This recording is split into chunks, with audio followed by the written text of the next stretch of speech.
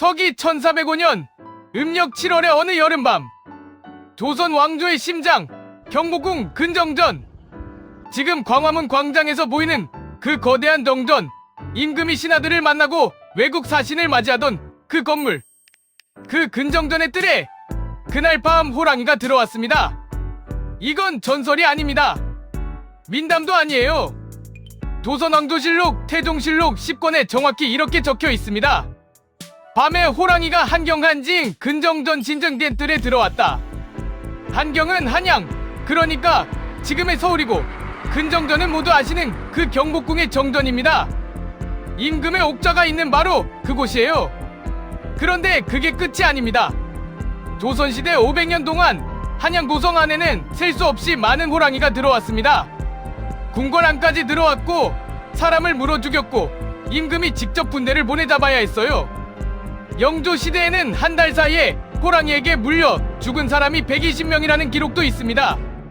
지금 우리가 출퇴근하는 광화문, 종로, 북악산 일대가 불과 200년, 300년 전에는 호랑이가 활개치던 사냥터였다는 거예요.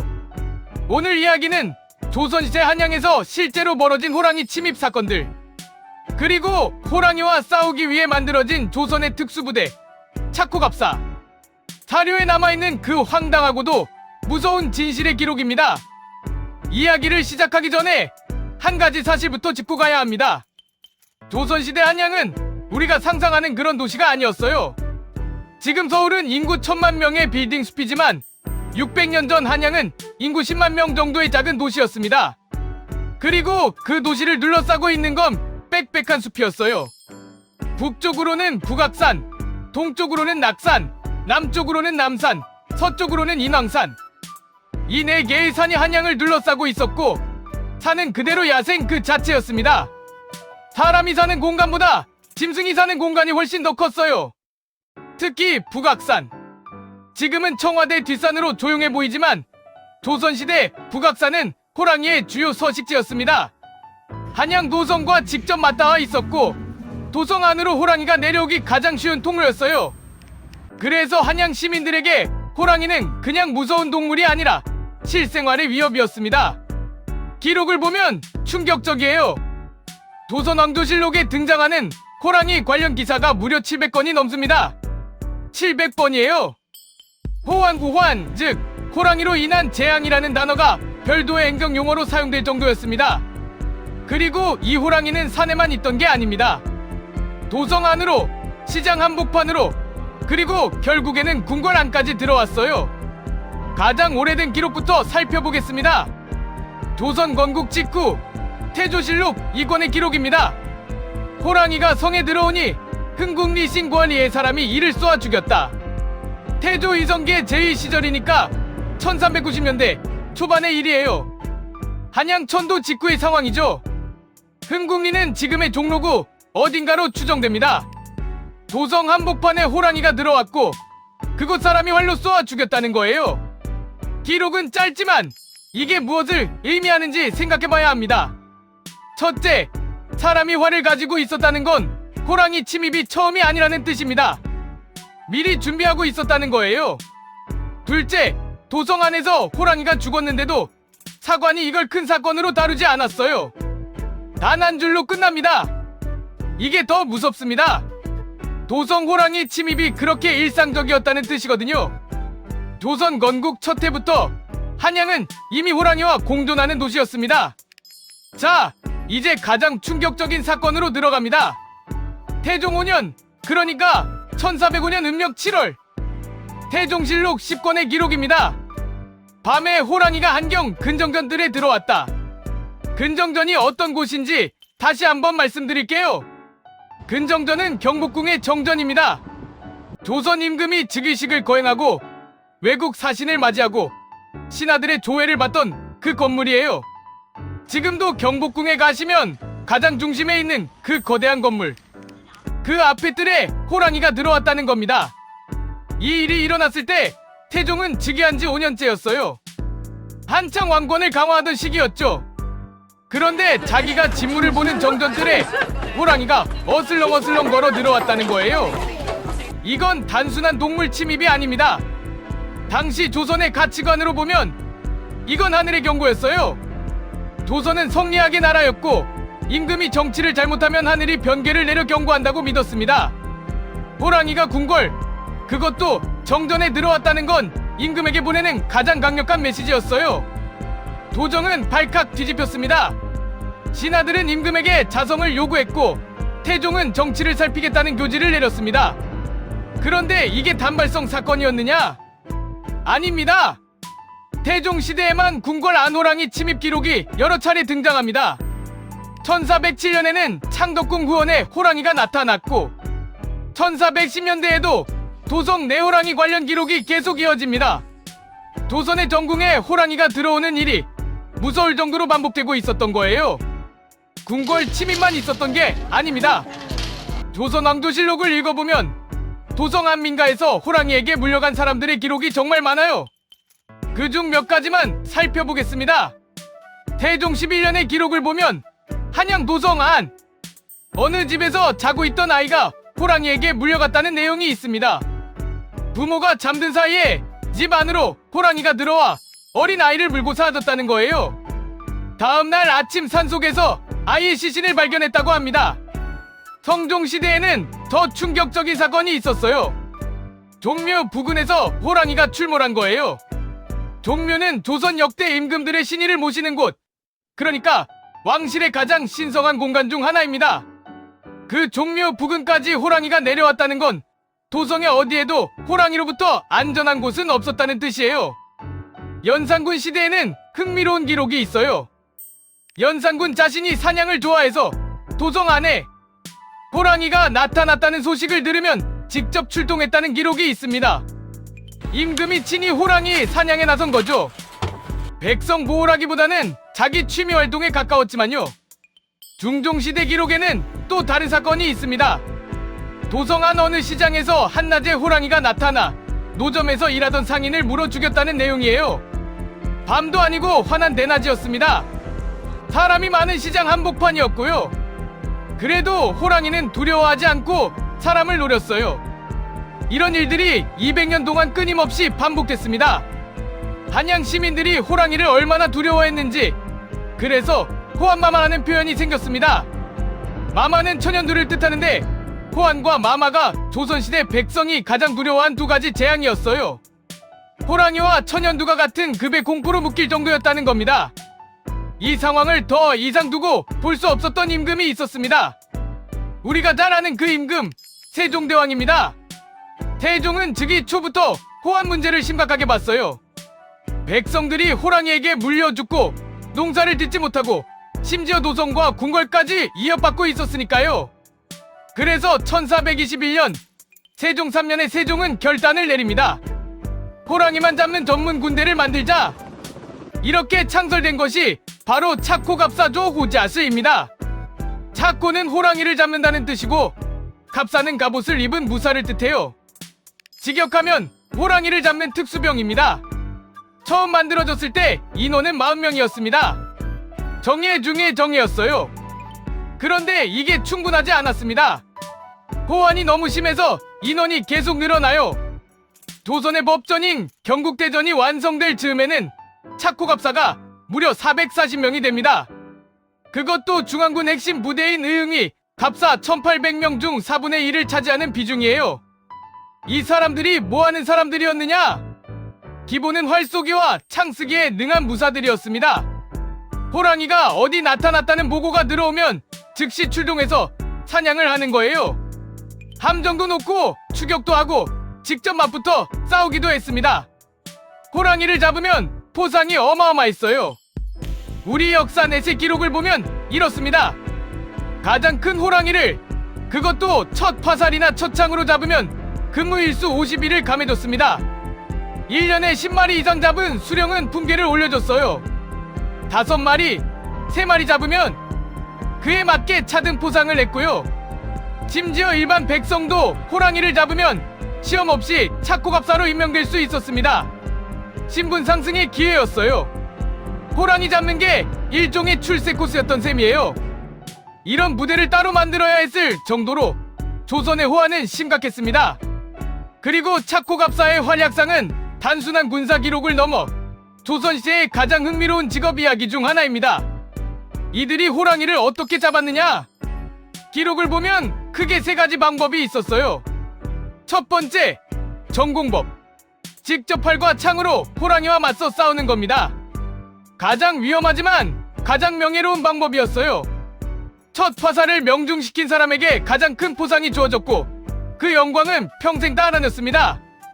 두 번째, 함정법. 함기젠지라고 부르는 호랑이용 함정을 설치하는 거예요. 큰 나무 우리를 만들어 그 안에 살아있는 가축을 미끼로 넣어두고 호랑이가 들어오면 문이 닫히는 방식이었습니다. 가장 안전한 방법이었지만 시간이 오래 걸렸고 호랑이가 영리해서 함정을 잘 피하기도 했어요. 세 번째, 몰이사냥. 수십 명이 호랑이를 포위해서 한쪽으로 몰아가는 방식입니다. 산속에서 호랑이를 발견하면 차코갑사 본대가 도착할 때까지 마을 사람들이 함께 호랑이를 가둬놓는 시기였어요. 가장 무서운 건 호랑이를 죽이지 못하고 부상만 입혔을 때입니다. 부상 입은 호랑이는 더 사납고 위험해져서 사람들을 마구잡이로 공격했어요. 그래서 첫 일격에 즉사시키는 것이 가장 중요했고 그래서 첫 화살을 명중시킨 자에게 그렇게 큰 포상이 주어진 거예요. 차코갑사가 호랑이 한 마리를 잡으면 어떻게 처리했을까요? 호랑이 가죽은 최고급 사치품이었습니다. 임금에게 진상되거나 고관대작들에게 하사되었어요. 호랑이 뼈는 약재로 비싸게 팔렸고 호랑이 수염, 발톱, 심지어 피까지 약재로 사용됐습니다. 그러니까 차코갑사는 군인이면서 동시에 한 마리만 잡으면 큰 부를 얻을 수 있는 일종의 사냥꾼이기도 했어요. 위험한 만큼 보상도 컸던 직업이었습니다. 조선왕조실록에는 호랑이를 잡은 영웅들의 이름이 구체적으로 등장하기도 합니다. 태종시대에 김인우지 레이라는 차코갑사가 있었어요. 이 사람은 단신으로 호랑이 여러 마리를 잡은 전설적인 무사였습니다. 한 번은 호랑이가 한양 도성 밖에서 부녀자를 물어가자 김인우가 단신으로 추격해 호랑이를 죽이고 부녀자를 구해냈다는 기록이 있어요. 성종 때는 정종부전 종후라는 인물이 호랑이 사냥의 명수로 이름을 날렸습니다. 그는 호랑이를 활로 쏘는데 천재적이었는데 한 번 활 시위를 당기면 반드시 호랑이의 급소를 명중시켰다고 해요. 임금이 그를 직접 불러 포상을 내렸다는 기록도 있습니다. 중종시대에는 익명의 한 백성이 흥미로운 일을 했어요. 자기 어머니가 호랑이에게 물려가자 맨손으로 호랑이를 추격해 결국 호랑이의 입을 벌려 어머니를 구해냈다는 기록입니다. 어머니는 죽었지만 그 효심에 감동한 도정이 그를 표창했어요. 이런 영웅 이야기들은 단순한 무용담이 아닙니다. 그만큼 조선시대 호랑이 사냥이 일상이었고 그래서 영웅이 나올 만한 토양이 됐다는 뜻이에요. 차코갑사가 만들어진 뒤에도 호랑이 침입은 계속됐어요. 태종실록 29권에는 이런 기록이 있습니다. 유사 려허우스 성안에 호랑이가 많으므로 삼군 진무와 호랑이 잡는 갑사 10명을 보내어 잡게 하였다. 유사는 조선 초기 옛 수도였던 개성에 설치된 행정기구예요. 한양만 그런 게 아니라 개성 성안에도 호랑이가 들끓었다는 겁니다. 그런데 더 인상적인 건 갑사 10명을 보냈다는 부분이에요. 10명이면 작은 인원이 아닙니다. 정예의 무사 10명이 한 도시에 호랑이를 잡으러 출동했다는 건 그만큼 호랑이가 많았다는 뜻이에요. 한두 마리가 아니라 때로 있었던 거죠. 태종시대 한양에서도 비슷한 사건은 계속 일어났습니다. 1425년에는 경복궁 후원에 호랑이가 출몰했고 1432년에는 창덕궁 부근에서도 호랑이가 잡혔어요. 인왕산, 북악산을 타고 내려온 호랑이들이 궁궐 담장을 넘어 들어오는 일이 반복됐습니다. 태종은 즉위 기간 동안 호환 대책에 큰 노력을 기울였습니다. 차코갑사 외에도 지방마다 차코인이라는 호랑이 잡는 지방군을 두게 했고 호랑이 잡은 자에게는 후한상을 내렸어요. 그런데 이 모든 노력에도 불구하고 조선의 호환은 줄어들지 않았습니다. 오히려 더 심해져요. 가장 심각한 시기가 옵니다. 영조시대입니다. 조선왕조실록 영조실록 81권 영조 30년 그러니까 1754년 윤사월 19일의 기록입니다. 경기 지방의 호환이 심하여 한 달 안에 먹혀 죽은 자가 120여인이었다. 다시 한번 읽어드릴게요. 한 달, 단 한 달 안에 호랑이에게 먹혀 죽은 사람이 120명. 이게 18세기 중반 조선의 현실이었습니다. 영조실록의 이 기록에는 더 가슴 아픈 내용이 이어져요. 2002년 지방의 백성 서차봉이라는 사람이 호랑이에게 물려갔는데 그의 아들 서태금이 호랑이 꼬리를 잡고 따라가다가 아버지와 함께 죽었다는 기록이 있습니다. 한수재라는 사람의 어머니가 호랑이에게 물려가자 한수재가 막대기를 들고 호랑이를 쫓다가 어머니와 함께 죽었다는 기록도 있어요. 가족이 호랑이에게 물려가는 걸 보고 맨손이나 막대기 하나 들고 호랑이를 쫓아간 거예요. 그리고 함께 죽었습니다. 이런 일이 한 달에 120건. 그것도 경기 지방 한 곳에서만요. 전국적으로 따지면 훨씬 더 많은 사람이 호랑이에게 죽었을 겁니다. 영조는 이 보고를 받고 휼전시디엔, 그러니까 유족위로 정책을 내렸어요. 그리고 호랑이에게 맞서 싸우다 죽은 효자효녀들에 대해서는 여문에 정표하라고 명했습니다. 정표는 그 사람을 기리는 비석이나 문을 세우는 거예요. 일종의 국가 표창입니다. 그러니까 조선시대에는 호랑이에게 맞서 싸우다 죽는 게 효도의 한 형태로 인정될 만큼 호랑이가 일상이었다는 거예요. 여기서 한 가지 질문이 떠옵니다. 호랑이는 보통 사람을 피해 다니는 동물 아닙니까? 그런데 왜 조선시대 호랑이는 노성과 궁궐까지 들어왔을까요? 여기에는 몇 가지 이유가 있습니다. 첫째, 한반도는 원래 호랑이 천국이었습니다. 지금은 멸종됐지만 조선시대 한반도에는 한국 호랑이, 정식 명칭으로는 시베리아 호랑이 한반도 아종이 매우 흔했어요. 일본 식민지 시대 통계에 따르면 1915년부터 1942년 사이에 일본인들이 한반도에서 잡은 호랑이만 141마리, 표범은 1500마리가 넘었습니다. 조선시대로 거슬러 가면 훨씬 더 많았을 거예요. 둘째, 한양은 호랑이의 사냥감이 풍부한 도시였습니다. 도성 안에는 사람도 많고 사람이 키우는 가축도 많았어요. 호랑이 입장에서는 손쉬운 먹이가 가득한 식량 창고였던 거죠. 특히 겨울철에 산속 먹이가 부족해지면 도성으로 내려와 가축이나 사람을 노리는 일이 빈번했습니다. 셋째, 도성과 산이 너무 가까웠습니다. 한양의 성곽은 사실 산을 따라 지어졌어요. 북악산, 인왕산, 낙산, 남산을 잇는 능선이 그대로 성곽이 됐습니다. 그런데 이 산들이 호랑이 서식지였어요. 호랑이 입장에서는 자기 영역 한가운데 사람이 들어와 사는 셈이었습니다. 넷째, 조선 후기로 갈수록 호환이 심해졌습니다. 이게 흥미로운 점이에요. 시간이 갈수록 호환은 줄어드는 게 아니라 오히려 늘어났습니다. 왜 그랬을까요? 학자들은 이렇게 분석합니다. 조선 후기로 가면서 인구가 늘어났고 사람이 산에 들어가 화전을 만들고 나무를 베면서 호랑이 서식지가 줄어들었어요. 서식지를 잃은 호랑이들이 더욱 자주 마을로 내려오게 된 거예요. 그리고 사람 수가 많아지니 호랑이와 마주칠 확률도 그만큼 높아졌고요. 그래서 조선 초기보다 영조, 정조 시대의 호환이 훨씬 심각했던 겁니다. 500년 동안 한반도와 함께한 한국 호랑이. 그런데 우리는 더 이상 한국 호랑이를 볼 수 없습니다. 왜 사라졌을까요? 가장 큰 이유는 일제강점기의 해수구제 정책입니다. 1915년 일본 조선 총독부는 해로운 짐승을 없앤다는 명목으로 대규모 호랑이 사냥을 시작했어요. 일본인 사냥꾼들이 조선 전역을 누비며 호랑이를 잡았습니다. 단순히 사냥이 아니었어요. 군대까지 동원한 조직적인 학살이었습니다. 1924년에 강원도에서 잡힌 호랑이가 한반도 본토의 마지막 야생 호랑이 기록 중 하나로 알려져 있어요. 그 이후로 한국 호랑이는 사실상 자취를 감춥니다. 지금은 백두산 일대에 시베리아 호랑이 몇 마리가 남아있을 가능성이 있다고 추정될 뿐, 한반도 남부에서 한국 호랑이는 완전히 사라졌습니다. 500년 동안 한양 도성을 위협하고 궁궐 안까지 들어오고 조선 임금에게 특수부대를 만들게 했던 그 호랑이들이 불과 100년 사이에 모두 사라진 거예요. 자, 오늘 이야기를 정리해보겠습니다.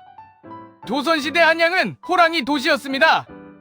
태조 때부터 호랑이가 도성 안에 들어왔고 태종 때는 경복궁 근정전 뜰까지 들어왔어요. 태종은 호랑이를 잡기 위해 차코갑사라는 특수부대를 만들어야 했고 영조 때는 한 달에 120명이 호랑이에게 죽었습니다. 이게 다 조선왕조실록에 그대로 적혀있는 사실이에요. 전설도 민담도 아닙니다. 국보 제151호 유네스코 세계기록유산에 기록된 진짜 역사입니다. 지금 우리가 출근하는 광화문, 데이트하는 종로, 운동하는 북악산, 그 모든 공간에 불과 200~300년 전에는 호랑이가 어슬렁거리고 있었어요. 사람을 물어가고 가축을 잡아먹고 한양 시민들의 일상을 위협하고 있었습니다. 그리고 그 호랑이를 잡기 위해 조선의 임금들은 군대를 보내고 함정을 놓고 포상을 내렸어요. 백성들은 가족이 호랑이에게 물려가면 맨몸으로 쫓아가다 함께 죽었고요. 이게 우리 조상들이 살았던 진짜 한양이었습니다. 서울에 사시는 분이라면 가끔 광화문이나 경복궁을 지나가실 거예요. 다음번에 그곳을 지나가실 때 한 번만 상상해보세요. 600년 전 바로 그 자리에 호랑이가 어슬렁거리며 들어왔던 그 밤을, 근정전 뜰에서 임금의 옥좌가 있는 그 건물 앞에서 거대한 호랑이가 뜰을 가로질러 걸어가던 그 순간을, 한양은 그런 도시였습니다. 화려하고 우아한 궁궐의 도시이기도 했지만 동시에 야생 그 자체와 직접 맞닿아 있던 도시, 사람과 짐승이 같은 공간에서 부딪히며 살아가던 도시, 그 도시는 이제 사라졌어요. 호랑이도 사라졌고 그 시대도 사라졌습니다. 남은 건 사관들이 적어놓은 짧은 한 줄의 기록뿐입니다. 밤에 호랑이가 한경 근정전들에 들어왔다. 이 한 줄이 우리가 잊어버린 한양의 진짜 얼굴입니다. 그리고 마지막으로 한 가지 더 생각해볼 점이 있습니다. 조선시대 사람들은 호랑이를 단순한 동물로만 보지 않았어요. 한신령의 화신으로, 마을의 수호신으로, 때로는 두려운 신적 존재로 여겼습니다. 단군 신화에도 호랑이가 등장하고 한국의 옛 그림에는 까치와 호랑이가 함께 그려진 작품이 셀 수 없이 많아요. 호랑이는 우리 민족과 수천 년을 함께 살아온 동물이었습니다. 무섭고 두려웠지만 동시에 우리 문화의 가장 깊은 곳에 자리 잡고 있었어요. 그런 호랑이가 단 100년 만에 한반도에서 완전히 사라졌다는 사실. 그건 단순히 한 종이 멸종한 게 아니라 우리 문화의 한 부분이 함께 사라진 거예요. 지금 우리가 보는 광화문, 종로, 북악산은 호랑이가 사라진 후의 모습입니다. 조선시대 한양은 호랑이와 함께 살아간 도시였고 지금의 서울은 호랑이가 떠난 후의 도시입니다. 그 둘은 같은 공간이지만 완전히 다른 세계예요. 오늘 이야기는 여기까지입니다. 이 영상이 흥미로우셨다면 구독과 좋아요 부탁드립니다. 다음 영상에서는 또 다른 황당한, 그러나 실제로 사료에 기록된 역사 이야기로 찾아오겠습니다. 감사합니다.